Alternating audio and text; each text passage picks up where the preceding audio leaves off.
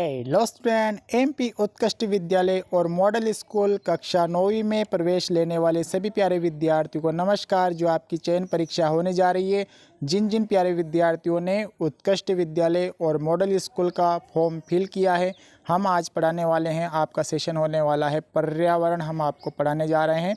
पर्यावरण में से 15 मार्क्स के आपके ऑब्जेक्टिव पूछे जाएंगे। कितने नंबर के? 15 मार्क्स के ऑब्जेक्टिव बनने वाले हैं।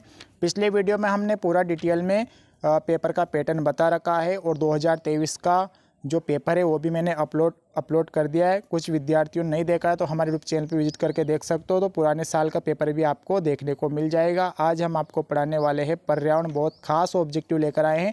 इसमें से बहुत सारे पेपर में फंसने के बिल्कुल 100% चांस है। देखिए प्यारे विद्यार्थियों, जो हमारा जो एक बार और समझ लीजिए, जो नए विद्यार्थी जुड़े हुए हैं, 15 नंबर के हिंदी से बनेंगे, 15 नंबर के आपके इंग्लिश से बनेंगे, 15 नंबर के आपके सामान्य ज्ञान से बनेंगे। ठीक है, उसके बाद 15 नंबर के आपके पर्यावरण से बनेंगे, 20 नंबर के विज्ञान से और 20 नंबर के गणित से। टोटल 100 नंबर का आपका पेपर रहने वाला है। ठीक है, तो इस सेशन में हम आपको पढ़ाने जा रहे हैं। इस सेशन में आपको पढ़ाएंगे पर्यावरण 15 नंबर के। ठीक है, 42 ऑब्जेक्टिव लेकर आए हैं। फिर नेक्स्ट क्लास में हम अगले ऑब्जेक्टिव सीखेंगे। देखिए, सबसे पहले अपन जान लेते हैं पहला ऑब्जेक्टिव आपकी मोबाइल की स्क्रीन पर। और नए नए विद्यार्थी हमारे यूट्यूब चैनल पे पहली बार जुड़े हो, चैनल सब्सक्राइब जरूर कर लेना, वीडियो को लाइक कर लेना और बेल आइकन को प्रेस कर लेना, जिससे आने वाला हर वीडियो का नोटिफिकेशन आप तक आसानी से पहुंच सके। और अपने दोस्तों के साथ भी वीडियो को जरूर शेयर कर देना। जो उत्कृष्ट स्कूल और मॉडल स्कूल की तैयारी कर रहा है, प्रवेश परीक्षा कक्षा 9वीं की, तो उनको भी वीडियो शेयर कर देना। पहला प्रश्न जान लेते हैं, वायु प्रदूषण के परिणाम स्वरूप उत्पन्न होने वाला रोग कौन सा है? तो अस्थमा। ठीक है, वायु प्रदूषण से जो उत्पन्न होने वाला रोग जो है ना, अस्थमा है। दूसरा ऑब्जेक्टिव है, ताप में विद्युत ग्रहों से निष्कासित कौन सी गैस वायु को प्रदूषित करती है? तो इसका डी, उपयुक्त सभी। सल्फर डाइऑक्साइड भी रहती है, नाइट्रोजन ऑक्साइड भी होती है, कार्बन डाइऑक्साइड भी होती है। तो इसमें राइट आंसर आएगा उपयुक्त सभी। आगे बात कर लेते हैं। तीसरा है आपका, तीसरा है, घरेलू ईंधन के जलने से कौन सी गैस वायु को प्रदूषित करती है? तो तीसरे का जो राइट आंसर रहने वाला है डी। इसमें भी तीनों होती है, कार्बन मोनोऑक्साइड भी होती है, सल्फर डाइऑक्साइड भी होती है, कार्बन डाइऑक्साइड भी होती है। चौथे प्रश्न की बात कर लेते हैं। चौथा प्रश्न आपका, पढ़ते जाइए सभी। वाहनों से निष्कासित गैसों में सर्वाधिक मात्रा में कौन सी गैस निष्कासित होती है? तो चौथे का राइट आंसर रहने वाला है सी, कार्बन मोनोऑक्साइड होती है। ठीक है, पांचवा देख लेते हैं। पांचवा प्रश्न आपका, ज्वालामुखी क्रिया से निकलने वाली गैस है। ज्वालामुखी क्रिया से निकलने वाली जो गैस है, तीनों गैस होती है, हाइड्रोक्लोरिन भी होती है, मोनोऑक्साइड भी होती है, सल्फर डाइऑक्साइड भी होती है। तो इसका राइट आंसर आएगा डी वाला, उपयुक्त सभी। छठे की बात कर लेते हैं। छठा ऑब्जेक्टिव है, निम्नलिखित में से कौन सा एक अविघटनीय प्रदूषक नहीं है? तो छठे का जो राइट आंसर रहने वाला है डी, मलमूत्र। इसका डी राइट आंसर रहेगा। सातवां है, पर्यावरण प्रदूषित होता है। तो पर्यावरण प्रदूषित किससे होता है? आप सभी को पता होगा, मानव द्वारा, त्याज्य सामग्री अथवा अवशिष्ट से भी होता है, रासायनिक उर्वरकों से भी होता है, औद्योगिक प्रदूषकों से भी होता है। तो इसका राइट आंसर रहेगा डी वाला। डी वाला राइट आंसर, उपयुक्त सभी आएंगे इसमें। ठीक है, आठवें प्रश्न की बात कर लेते हैं। आठवां प्रश्न आपका, मरुस्थलीकरण का कारण है। मरुस्थलीकरण का कारण क्या है? तो इसका राइट आंसर रहेगा वर्षा ना होने से। ठीक है, नौवें प्रश्न की बात कर लेते हैं। मरुस्थलीय क्षेत्र में भूमिगत जल का स्तर होता है, तो इसमें आएगा अत्यधिक नीचा। ठीक है, 9 हो गए। उसके बाद अगले प्रश्न की अपन बात कर लेते हैं। 10वां है आपका, बहुत शानदार ऑब्जेक्टिव है प्यारे विद्यार्थियों, पढ़ते जाना। जिनको उत्कृष्ट स्कूल और मॉडल स्कूल की एंट्रेंस एग्जाम पास करनी है, पढ़ने लग जाओ आप। ठीक है, 10वां है, गैर पारंपरिक ऊर्जा के स्रोत है। तो 10वां का राइट आंसर रहेगा उपयुक्त सभी। तीनों रहते हैं। ठीक है, ज्वारी शक्ति भी होती है, भूमि शक्ति, वायु शक्ति, तीनों होती है। ठीक है, तो इसका राइट आंसर आएगा उपयुक्त सभी। 11वां है आपका, भारत में सर्वाधिक ऊर्जा किस स्रोत से प्राप्त होती है? तो 11वें का जो राइट आंसर रहने वाला है ताप विद्युत से प्राप्त होती है। ठीक है, 12वां प्रश्न है, भारत के ग्रामीण क्षेत्रों में ऊर्जा का प्रमुख साधन है। भारत के ग्रामीण क्षेत्रों में ऊर्जा का प्रमुख साधन क्या होता है? आप सभी को पता होगा, लकड़ी होता है। ग्रामीण क्षेत्र में अधिक लकड़ी होता है ऊर्जा का प्रमुख साधन। 13वां है, वनमूलन से वायुमंडल पर पड़ने वाला प्रभाव। तो 13वां का राइट आंसर रहने वाला है ए वाला राइट आंसर रहेगा, ग्रीन हाउस प्रभाव उत्पन्न करने वाली गैसों की मात्रा में वृद्धि। ठीक है, 14वें की बात कर लेते हैं। 14वां प्रश्न है, खनन का पर्यावरण पर क्या प्रभाव पड़ता है? तो 14वें का राइट आंसर रहेगा उपयुक्त सभी, तीनों से पड़ता है। ध्वनि प्रदूषण में वृद्धि, वायु प्रदूषण में वृद्धि, वन संपदा नष्ट, तो डी वाला राइट आंसर। विश्व पर्यावरण दिवस मनाया जाता है प्यारे विद्यार्थियों, आप सभी को ये तो बिल्कुल अच्छे से याद होगा। 15वां ऑब्जेक्टिव है, आप सभी को पता होगा 5 जून को।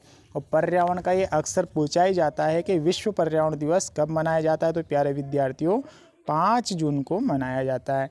अगले प्रश्न की अपन बात कर लेते हैं। 16वां प्रश्न है, चिपको आंदोलन किस वर्ष में चलाया गया?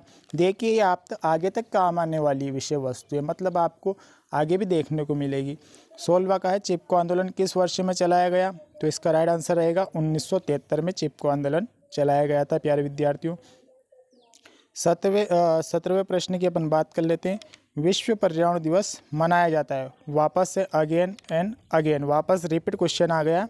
तो 5 जून को अभी हम पढ़कर आए हैं, विश्व पर्यावरण दिवस 5 जून को मनाया जाता है। अक्सर ये आते ही आते यूँ मान लीजिए, तो अच्छे से याद कर लेना आप, ठीक है। 18वां है आपका, बहुत शानदार ऑब्जेक्टिव हम लेकर आए हैं आपकी, जो आपकी एग्ज़ाम में भी देखने को आपको मिलेंगे ऑब्जेक्टिव। 18वां है, वर्षा जल का पीएच मान कितना होने पर इसे अम्ल वर्षा एसिड रेन कहते हैं प्यारे विद्यार्थियों? इसका राइट आंसर रहेगा 5.6 से कम। क्या रहेगा? 5.6 से कम। 19वें प्रश्न की अपन बात कर लेते हैं। अत्यंत क्षारीय जल का पीएच मान होता है, अत्यंत क्षारीय जल का पीएच मान कितना होता है प्यारे विद्यार्थियों? 14 होता है। क्या होता है? 14, डी वाला राइट आंसर रहने वाला है। 20वां प्रश्न देख लेते हैं। पीएच मान पाया जाता है, पीएच मान जो पाया जाता है ना 0 से 14 के मध्य पाया जाता है, ए वाला राइट आंसर रहने वाला है। 20 अगले बात कर लेते हैं 21वां प्रश्न की।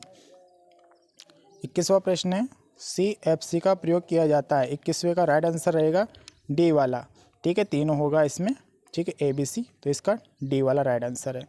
22वें प्रश्न की अपन बात कर लेते हैं। 22वां है, पर्यावरण संरक्षण का उपाय है, 22वें का राइट आंसर रहेगा डी वाला, ठीक है। तीनों उपाय इसमें आएंगे, तो डी वाला राइट आंसर रहने वाला है। 23वां देख लेते हैं। ब्रिटिश वैज्ञानिकों द्वारा अंटार्कटिका में ओजोन परत में विशाल क्षेत्र की पुष्टि किस वर्ष में की गई? तो 23 का राइट आंसर रहेगा सी वाला प्यारे विद्यार्थी, 1985 में। 24वें प्रश्न की अपन बात कर लेते हैं। 24वें प्रश्न की अपन बात कर लेते हैं, ओजोन गैस पाई जाती है। 24वां प्रश्न आपका, 24वें प्रश्न की बात कर लेते हैं। ओजोन गैस पाई जाती है, 24 का राइट आंसर रहेगा आपका सी वाला, 30 से 60 किलोमीटर की ऊंचाई के मध्य। 25वां प्रश्न है, ओजोन गैस की सर्वाधिक सघनता मिलती है, 25वें का राइट आंसर रहेगा ए वाला, भूमध्य रेखीय क्षेत्रों में। 26वें प्रश्न की बात कर लेते हैं। 26वां प्रश्न आपका, CFC का आविष्कार अमेरिका ने किस वर्ष किया? 26वें का राइट आंसर रहेगा 1930 से 31, ठीक है। 27वां प्रश्न देख लेते हैं। वन संरक्षण अधिनियम पारित हुआ, बहुत शानदार प्रश्न है, तो इसका राइट आंसर रहेगा सी वाला, 1980 में वन संरक्षण अधिनियम पारित हुआ था, ठीक है। 28वां देख लेते हैं। 28वां जो है, वायुमंडल के किस भाग में ओजोन गैस पाई जाती है? तो 28 का राइट आंसर रहेगा समताप मंडल में, ठीक है। 29वां प्रश्न देख लेते हैं। 29वां प्रश्न आपका, जल संरक्षण की महत्वपूर्ण विधि है, 29वें का राइट आंसर रहेगा डी वाला, तीनों रहेंगे इसमें, ठीक है। 30वें प्रश्न की बात कर लेते हैं। 30वां प्रश्न आपका, वायुमंडल में सूर्य की पराबैंगनी किरणों से रक्षा करने वाली गैस है, तो 30वें का राइट आंसर रहने वाला आपका बी वाला, ठीक है, ओजोन। 31वां है, भारत में चक्रवात से प्रभावित राज्य, 31वें का राइट आंसर रहेगा आपका डी वाला, तीनों राज्य, ठीक है। अगले प्रश्न की अपन बात कर लेते हैं। अगला प्रश्न आपका 32वां प्रश्न देख लेते हैं। अंतर्राष्ट्रीय ओजोन दिवस मनाया जाता है, तो प्यारे विद्यार्थियों अंतर्राष्ट्रीय ओजोन दिवस कब मनाया जाता है? तो 32वां का राइट आंसर रहने वाला है डी, 16 सितंबर को मनाया जाता है। 33वां, सूर्य की पराबैंगनी किरणों का दुष्परिणाम है, तो 33 का राइट आंसर रहने वाला है प्यारे विद्यार्थियों उपयुक्त सभी, ठीक है।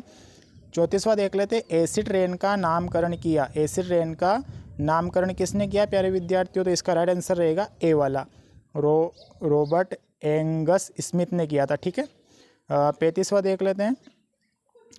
पीएच मान 7 के शुद्ध प्राकृतिक जल को कहते हैं, तो 35वां का राइट आंसर रहेगा उदासीन, ठीक है। 36वां प्रश्न आपका, 36वां प्रश्न देख लेते हैं। हरित गृह प्रभाव से सुरक्षा का उपाय है, तो 36वां का राइट आंसर रहने वाला प्यारे विद्यार्थियों डी, उपयुक्त सभी रहेंगे इसमें, ठीक है। 37वां देख लेते हैं।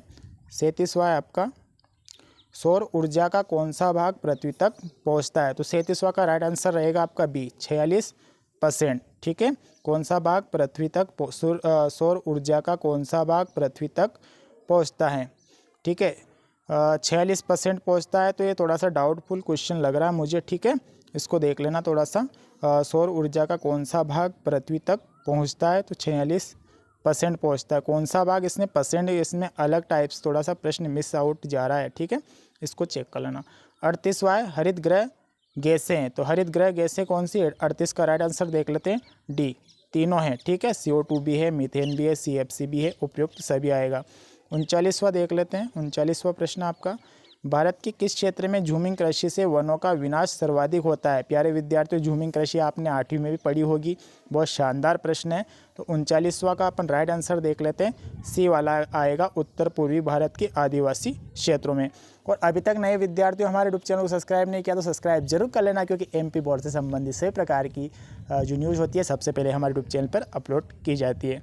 40वां प्रश्न देख लेते हैं, पर्यावरणीय अवक्रमण का कारण है। तो 40वां का राइट आंसर रहेगा आपका डी वाला, उपयुक्त सभी। 41वां प्रश्न देख लेते हैं, किस प्रदूषक की जल में अधिक मात्रा में होने से शिशुओं ने नीला वर्ण बीमारी होती है ना? शिशुओं में, है ना, नीला वर्ण बीमारी किससे होती है? Blue baby. तो इसका राइट आंसर रहने वाला है ए वाला, नाइट्राइट। ठीक है, 42वां देख लेते हैं, फ्लोराइड युक्त जल के सेवन से उत्पन्न बीमारी है। फ्लोराइड युक्त जल के सेवन से कौन सी बीमारी उत्पन्न होती है? तो इसका राइट आंसर रहेगा, शारीरिक अंगों की विकृति भी होती है, खून में कमी भी होती है, हड्डियों का टेढ़ा मेढ़ा होना भी होता है। तो उपयुक्त सभी, डी वाला राइट आंसर रहेगा, उपयुक्त सभी। तो इस सेशन में हम लेकर आए थे 42 ऑब्जेक्टिव, बहुत शानदार। अगले सेशन में मिलेंगे नए टॉपिक के साथ, तब तक के लिए सभी प्यारे विद्यार्थियों को नमस्कार, जय हिंद, वंदे मातरम।